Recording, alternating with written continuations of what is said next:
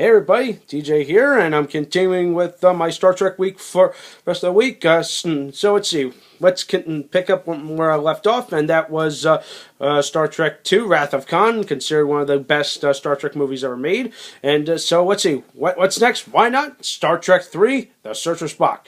Continuing from the plot of the second one, obviously.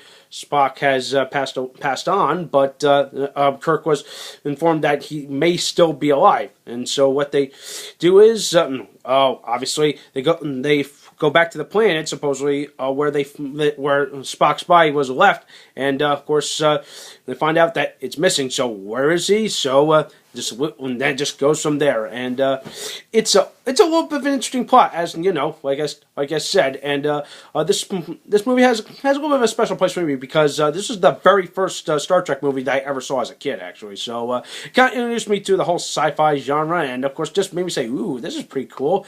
And let's see, also why not William Shatner as somewhat finest, and what I also liked about it was the villain being played by Christopher Lloyd, actually, which at the time, if you don't know who he is, obviously famous for being Doc Brown, so it was kind of weird seeing him in the role of a villain. So, but what the heck, I found it to be entertaining, but it's no masterpiece as Wrath of Khan, actually. Obviously, a couple of weak elements to the story. Obviously, the campy effects were still there, but what you expect? This was the original cast of Star Trek, and let's see. And of course, the other difference was that I don't think Leonard Nimoy did not direct this one, so obviously didn't hold up to its hype, but it was still a good, solid continuation of the story. But still, how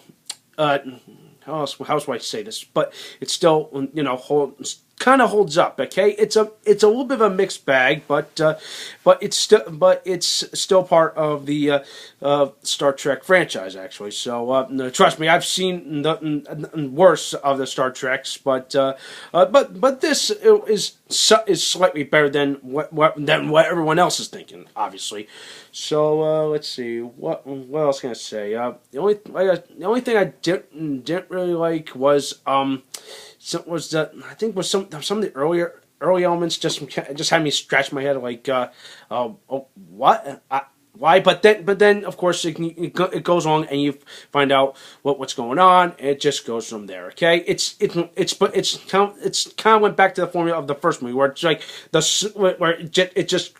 it's slow, but then just picks up pace. Okay, of course, it's